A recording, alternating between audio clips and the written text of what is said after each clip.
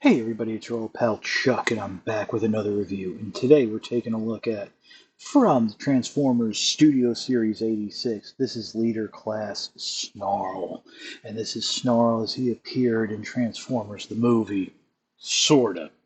Snarl was one of the Dinobots that really didn't have a lot of screen time, but seeing as how I feel Studio Series 86, as we're several years removed from the last anniversary year of the movie, is more about giving us animation accurate versions of the characters, especially as how they appeared in the film. We're starting off in Snarl's Stegosaurus mode, and this is actually really cool. Now, I should mention that if you have the legs positioned properly, the tail will actually flow freely off the ground. Let me just adjust the camera down a little, since Snarl is actually a relatively small dinosaur mode. There is that. And I should also mention that there are blast effect ports here on the tip of the tail, so you can put in its blast effects, since if you remember, Snarl did shoot lasers from there. You also have an opening and closing mouth here at the front, which is very nice how they were able to work that in. Overall, this is a very beefy, nice-looking robotic Stegosaurus, something I do enjoy. And the sword, and unlike the other Dinobots, Snarl comes with a sword rather than a blaster, since Snarl was the only one to use a sword in the show or in the movie, So, yeah, now the character is going to be standing out on the shelf where all the other ones have blasters. This comes with a sword, and it's a very soft rubber. As you saw, there was a little warp there, so I'm straightening it out. But hopefully, at some point, uh, we will get an official release of the swords for the other Dinobots, and then the blaster for Snarl.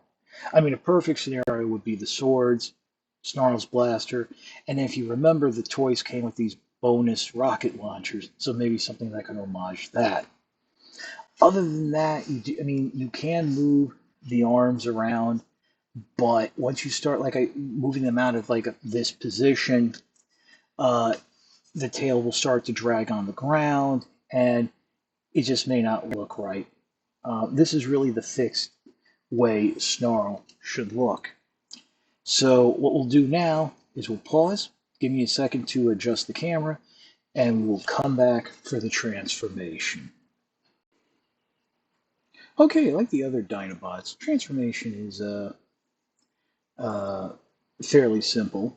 So start things off, what you want to do is come to the top here, and you want to pull up and pull back on this section of the plates, and just get that out of the way. Also, what you can do is, just to make your life a little easier, just move these legs straight back. Uh, Next, what we're going to do is we're going to work your thumb in here, and actually you can just grab it around the side. Lift up this red panel ever so slightly, because the feet actually peg into that. Pull this out, and come underneath here. Flip out these panels first. Pull this out ever so slightly. That'll free up the feet, so you can rotate them forward. And you can close up that chest panel for now. Come to the front here, and right behind the dinosaur head, and just, and this is actually something I forgot to mention, kind of cool. Although that's not where they go, this does recreate the way that the original toy legs, dinosaur legs, would store. I think it's kind of cool. So come into the front here, and then open up these panels here. And once those are open, you can go ahead and swing the legs all the way around. Push the head up if you have to, and then close those panels back up. They'll actually peg into place on the underside of the hinge that was for the head. Flip the feet forward, separate the legs,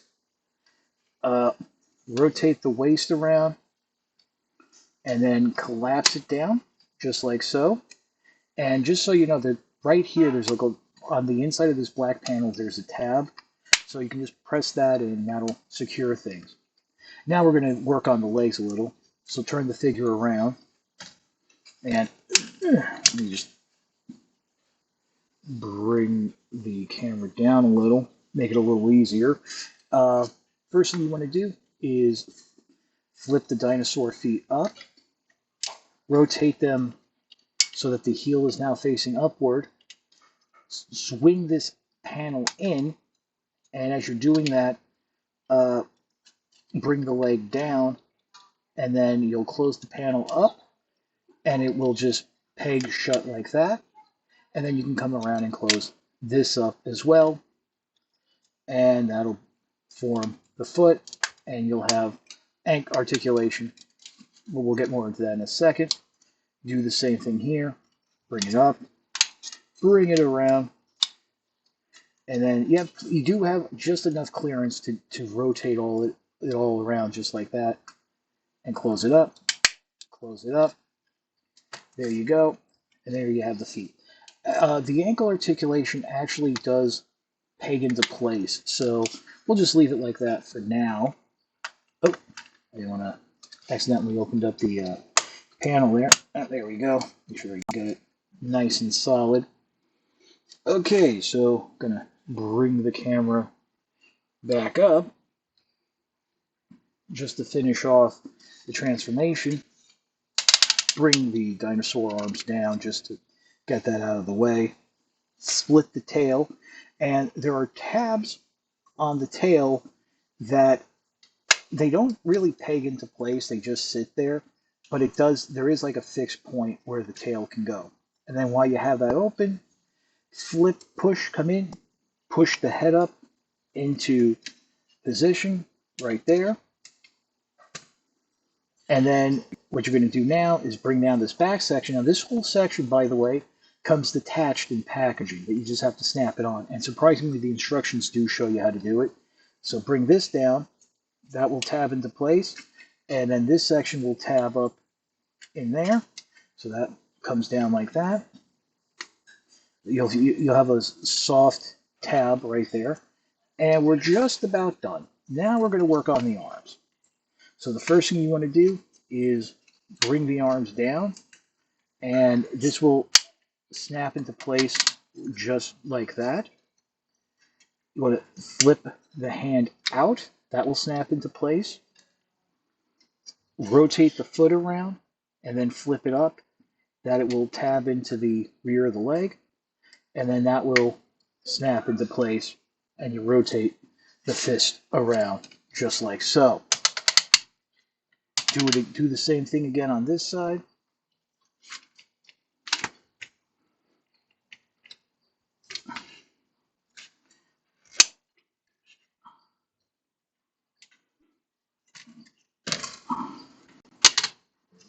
Rotate that hand out, snap, snap, twist.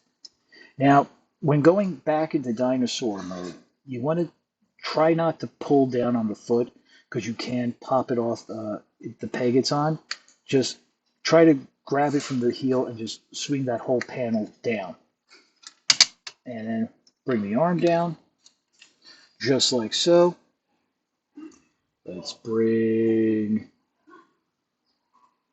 the camera down, and just barely fitting into frame is Snarl. And by the way, let me just ask you, am I the only one that sometimes gets the name of the Dinobots confused? Besides Grimlock, who's the only one whose name doesn't begin with an S, and besides Swoop, who's obviously a flyer, I always get the other three confused. But anyway, Snarl's sword can peg into the back here, or you can just place it into the hand. Ooh, that's having a little hard time getting it in there. Get in there, you. There we go. And there is Snarl holding its sword. Now, as you can see here, the elbow looks a little iffy. What I think is really intended is, if you notice, you use the dinosaur mode leg, you get a little more natural movement, and you don't have as much gapping. So there is that. But the choice is really up to you. Nice look at the head. You have lateral movement at the armpits like that, ratchets in the shoulders, the elbow bend as we were just talking about, wrist swivel, uh, waist swivel, ratcheting hips, nice movement out to the side, deep, deep knee bend right there, and of course the ankle pivot, which we were discussing. So, while I don't remember Snarl being a gymnast of sorts for its time, the figure can get a lot of nice poses, and I am really having a hard time trying to keep this guy in frame. Just a beefy boy with the tail section. But fun figure, really nice to look at. So we will pause, and I will come back with my final thoughts. As always, I like to finish with the figure standing on its display base, and Snarl is just so big, its tails actually go past the display base, so that's why they look a little cropped out. And this display base is that nice scene at the Battle of Autobot City. Like the other Dinobots, Snarl is a fantastic figure and absolutely should be part of your collection, so we can finish off our look at and our collections of the actual G1 Dinobots. These are the best versions we'll get. I don't even think we need masterpiece versions, to be honest with you, because these are just that good. It does everything we would want, and they're just fantastic, fun figures. So that's about it for the review. If you like this review, please consider liking, commenting, and subscribing. While I will always appreciate the views, the likes, comments, and subscriptions, help to communicate to YouTube through the algorithms that my channel should be exalted and held upon high. If you want to make the ultimate sign of support, I do have a Patreon. It is www.patreon.com/chuckdog1999. All I ask for is $1 a month, $12 a year. No thrills, no tiers, no special rewards. All you're doing is helping me help you to help me help you bring figures like Snarl to you, as well as keeping up the infrastructure of the channel, which, by the way, I did get Snarl from thecommandstore.com. So I almost forgot to mention that, but that's where I picked them up. And right now, that's the only place that I believe has them in stock. But as I always say, if you can't swing the Patreon, your views are more than thanks enough. Patreon is just the cherry on top of an already generous sundae. So, this is your old pal Chuck for Snarl. We will see you next time.